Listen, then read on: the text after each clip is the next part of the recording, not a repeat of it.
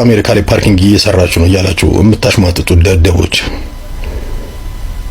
በየትኛውም የትምህርት ደረጃ ውስጥ ብትሆኑ ኢትዮጵያ ውስጥ ማለት ነው አሜሪካ ሄደ ሳር አጫጅ ነው የምትሆነው፣ ውሻ ጎታች ነው የምትሆነው፣ ሳህን አጣቢ ነው የምትሆነው። ባለስልጣኑን ከመንክ መንግስት መደቡ በስራ ካልሄድክ በቀር በትምህርት እድል ካልሄድክ በቀር እንደማንኛውም ስደተኛ ወይ ጥገኝነት ጠይቀ ከገባ ስራ ነው የምትሰራው፣ ለዕለት ጉርስ ነው የምትሰራው፣ ዝቅ ብለህ ነው የምትሰራው። ሐቀኛ ስለሆነ ነው እንደዚህ ዝቅ ብለው እየሰሩ ያሉት። ላቦሩ ምንም ማሽሟጠጥ አያስፈልግም። ሪስፔክት ንጹህ ሕሊና ያለው ሰው ስለሆነ ነው። በቃ ክብር ነው የሚገባው። እዚህ ጋር ተምሬያለሁ ትልቅ ደረጃ ነኝ ምናለኝ ዘመድ አለኝ ብትል ማለት ነው አሜሪካ ሄደህ ሳህን ነው የምታጥበው፣ ሱፐርማርኬት ገብተህ ዕቃ ነው የምትደረደረው።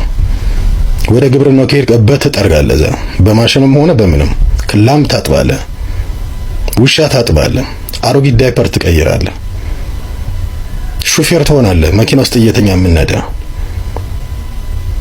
ጠንከር ማሰራ ከሆነ ጎዳና ትወጣለህ። በአሽሽ በሱስ የምትጠቃ ከሆነ ያልቅላል፣ እዛው ተንከባለህ ትሞታለህ፣ ታብዳለህ። በወንጀል ውስጥ ከተገኘና እስር ቤት ከገባ ይደፍሩሃል። እዛ ዝቅ ብሎ መስራት ያስከብራል፣ ስራ ያስከብራል። በተለይ አሜሪካ ሀገር መብት የሚከበረበት ሀገር፣ ማንነት የሚከበረበት ሀገር፣ ሰውነት የሚከበረበት ሀገር። ምንስ ብትሰራ ምን ችግር አለ? ይሄ ሁሉ የምታየው አሜሪካ ነኝ እያለ የሚንበጫበጨው በሙሉ ምን ደልቶት የሚኖር መሰለህ እንዴ? ቤቱ በእዳ የተያዘ ነው፣ መኪናው በእዳ የተያዘ ነው፣ አካውንት በእዳ የተያዘ ነው፣ በየወሩ የሚቆረጥበት ነው። አብዛኛው ምግብና ጨርቅ ርካሽ ስለሆነ እዛ ቅራቅንቦ ርካሽ ነው አለቀ። ለዛ ነው ሲብለጨለጩ የምታዩዋቸው። ከዛ በዘለለ ግን እንቅልፍ የላቸውም። አንድ ወር ስራ ሳይሰሩ ቢተኙ ከቤታቸው ይባረራሉ። በአግባቡ ክፍያ ባይፈጽሙ መኪናቸውን ይነጠቃሉ፣ ጎዳና ይወጣሉ። አብዛኛዎቹ 2 ስራ 3 ስራ ነው የሚሰሩት። ባልና ሚስት የማይገናኙበት ጊዜ አለ። ባል ቀን ይሰራል፣ ሚስት ማታ ትሰራለች። በፈረቃ እየሰሩ ቤታቸውን የሚያስተዳድሩ ብዙ አሉ፣ ልጆቻቸውን የሚያሳድጉ ብዙ አሉ። አሜሪካ መኖር ማለት ገነት መግባት አይደለም። የተሻለ መብት አለ በሚለው ነው እንጂ ትሰራለህ፣ ካልሰራ አለቀልህ። እዚህ እናተ ቤት እንደምትንከባለለው እዛ መንከባለል ፈልገህ ነው እንዴ? ስለዚህ የሰው ክብር ይገባዋል፣ ልናከብረው ነው የሚገባው። በምንም አይነት ፖለቲካ አመለካከቱ ቢያልፍ በዚህ ስራ ላይ አምኖበት በመገኘቱ ክብር ይገባዋል። የምታሽመጥጡ የምታላግጡ ደደብ ማህይም መሆናችሁ በዚህ አጋጣሚ በዛው አረጋግጡ። ይህንን ሌባ አዩትና መልስ እንሰጣለን። ይህ ተንቀሳቃሽ ምስል አቶ ገዱ አንዳርጋቸው በአሜሪካን ሀገር ፓርኪንግ ስራ እየሰሩ የሚያሳይ ተንቀሳቃሽ ምስል ነው። ግለሰቡ እንደ ሌሎች ባለስልጣናት ሳይዘርፉ በውጭ ሀገር ገንዘብ ሳያካብቱ እንዲሁም በዱባይ፣ በአውሮፓ፣ በአሜሪካ የህዝብ ሀብት ይዘው እንዳልሸሹና አሁን ላይ በነፃ ህሊና ስራ ሰርተው እየኖሩ መሆኑን የሚያሳይ ተንቀሳቃሽ ድንቅ ምስል ነው። ይህንን ቪዲዮ ግን ፖስት ያደረጉ ሰዎች ግን እሳቸውን ለማሸማቀቅ ሌባ ነው እያሉ ፖስተውታል። ይህን ፖስት እኛ ሀገር ስትሰርቅ ሌባ እንደሆንክ እየታወቀ ሰው ያጨበጨበልሃል፣ ያሸረግድልሃል። የሚያስለቀስ ነገር ብትናገር እንኳን ህዝቡ ይስቅልሃል። በአንጻሩ ደግሞ በሐቅህ በስራህ ለፍተህ ትንሽ ጎስቆል ካልክ ደግሞ ናቂህና ሰዳቢ ብዙ ነው። ለማንኛውም እኔ ግን በእውነት በባለስልጣን በሚኒስተርነት ደረጃ የሰሩ ሰው እንዲህ አይነት ዝቅ ብሎ ይሄን ስራ መስራታቸውን ሳይ በእውነት በጣም ደስ ብሎኛልና እስቲ እናንተ እንደው ይሄን ተንቀሳቃሽ ምስል ስታዩ ግን ምን ተሰማችሁ? ሐሳባችሁን ኮሜንቶች ላይ አስቀምጡልኝ። አመሰግናለሁ። መስራት ያስከብራል፣ ነጽነት ያኮራል፣ በየደረሱበት የልብ ያናገራል አማራ ሲተርት። ይህ ሰው ጋሸ ገዱ ናቸው። እኔ ግን ታማኙ ገዱ፣ ሐቀኛው ገዱ ብያቸዋለሁ። ጋሸ ገዱ የአማራ ክልል ርዕሰ መስተዳድር ሆነው ለረጅም ዓመት አገልግለዋል። የኢትዮጵያ የውጭ ጉዳይ ሚኒስትር ሆነው አገልግለዋል። የጠቅላይ ሚኒስትር አማካሪ ሆነው አገልግለዋል። ምክትል ጠቅላይ ሚኒስትር ሆነው አገልግለዋል። ዛሬ ግን ጥላቶች እሳቸውን ለማሸማቀቅ በሄዱበት ቅጥፈት ላይ የሰውየው ሐቀኛነት፣ የሰውየው ታማኝነት፣ የሀገር ሀብት ያልዘረፉ ሐቀኛና ሐቀኛ ሰው መሆናቸውን ጥላቶቻቸው አስመስክረውላቸዋል።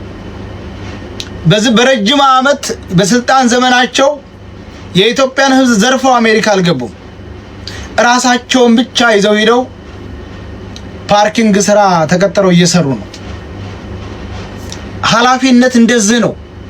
ታማኝነት እንደዚህ ነው። ሀገርም የምትፈልገው እንደ አይነት ሰው ነው።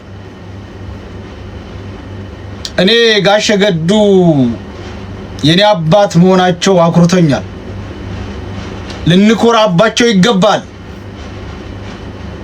አንዳንዴ የእግዚአብሔር ስራ በጣም ነው የሚያስደንቀኝ። አንተ ብትሆን አንቺስ ብትሆኚ እኔስ ብሆን ሁላችንስ ቢሆን ኑሮ ይሄንን እንደሳቸው እናደርግ ነበር? ንጹህ አእምሮና ንጹህ ጭንቅላት ሲኖር ካለ ተራስ እንቅልፍ ይወስድካል። ሰዎች ሊያዋርድ ብሎ በድብቅ ቪዲዮ ቀርጾክ እንደሳቸው እግዚአብሔር ግን ከፍ ከፍ አድርጓቸው በየሚዲያ ላይ እየተሞገሱና ጭራሽ ያላወቃቸውን ሰው በማንነታቸው እንዲያውቁ ስላደረጋችሁ የቀረጻቻቸው ሰዎች ከልብ እናመሰግናለን። ለአሜሪካ አዲስ አይደለም። ከኤርፕሌን ወርደው መኪና ሳያስቆማቸው በጥቁር መኪና በሞተር ታጅበው ዋይት ሃውስ የሚገቡ ዋይት ሃውስ ሲደርሱ ጫሞትን አቧራ እንዳይነካ ተብለው በቀይ ምንጣፍ ገብተው ትራምፕን ሁሉ ያናገሩ ጀግና መሪ ነበሩ። ግን እሳቸው ከላይ ተወርውረው እዚህ የመጡበት ህዝብ ሲበደል አላይም ብለው ህዝብ በማንነቱ ሲጠቃ አሁን ያለው ነገር አልተመቸኝም፣ ይሄ ለኔ አይገባም፣ በወዜም በላቤም እኖራለሁ ብለው ነው አሜሪካ መጥተው ፓርኪንግ እየሰሩ ያሉት። እንዳይመስላችሁ ትላንትና ብዙ ጓደኞች አሏቸው ባለሀብቶቹን የተለያየ ነገር ብዙ ያደረጉላቸው ሰዎች እዚህ ሀገር እንደሚኖሩ በጣም እርግጠኛ ነኝ። እሳቸው ግን እነሱ እግር ስር እነሱ እጅ ላይ አልወደቁም። ቀጥታ ሄደው በወዜ በላቤ በማንነቴ እኖራለሁ የማንንም እጅ አለምንም ብለው ነው እንጂ ማንንም ሰው አንቀባሮ ሊያኖራቸው ይችላል። ግን እሳቸው የመረጡት ወዛቸውና ላባቸው ነው። እስቲ አንተ ራስን ተመልከት። የእሳቸውን ህይወት የመሰለ ህይወት ቢኖር እንደሳቸው እታች ወርደህ ትሰራለህ፣ ራስን ታጠፋለህ እንጂ። ስለዚህ ደጓ አንዳርጋቸው ልታደንቀው ነው የሚገባው። አሜሪካ ስራ ክብር መሆኑ ስራ እንደማይናቅ በትልቁ ነው ያሳየው። በየትኛውም አጋጣሚ ምንም ቢገጥምክ ስራ ሰርተ ራስን መቀየር እንጂ የሰው እጅ እንዳታይ በትልቁ አስተምሮን ያለፉ ናቸው።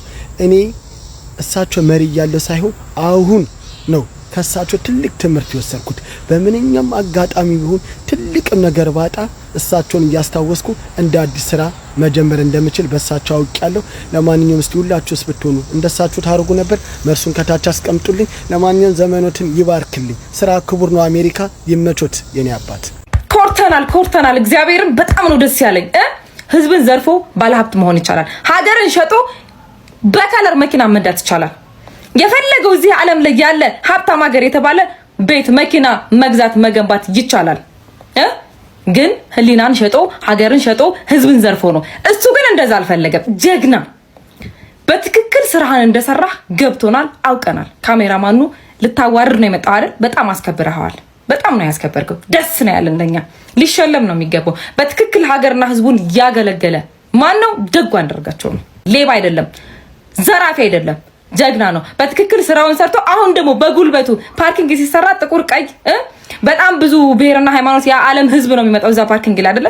ለማንም ደረቱን ነፋን አደረገው። ምክንያቱም ስራውን ያውቃል ምን እንዳደረገ በማንም ላይ ምንም እንዳላደረገ ያውቃል። የተለያየ ሰው ቢመጣ ቢሄዳ ቢያስተናግደው ሁሉም ሰው ጋር የመቆም ኃይል አለው። ይሄ ደግሞ ህሊና ያስፈልገዋል።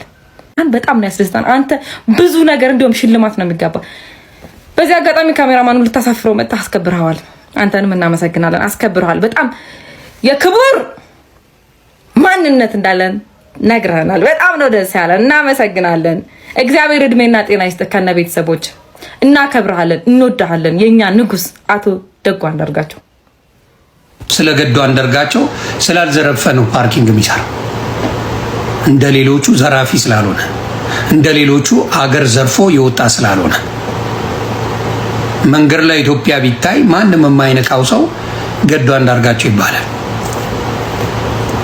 ማንም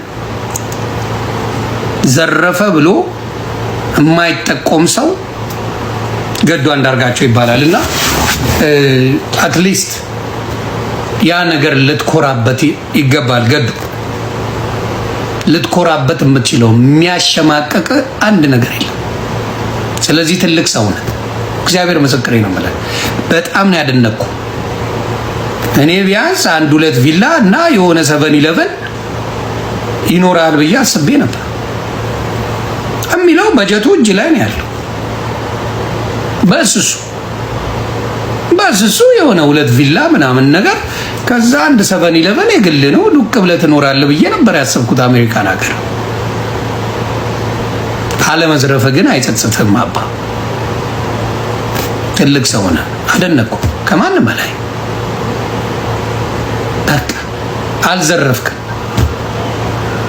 አልዘረፍክም። ኢትዮጵያን ሳትዘርፍ በሀቅ ብዙም ባትሰራለት ለአማራው ህዝብ ሳትዘርፍ በሀቅ የወጣ አንተ ነህ።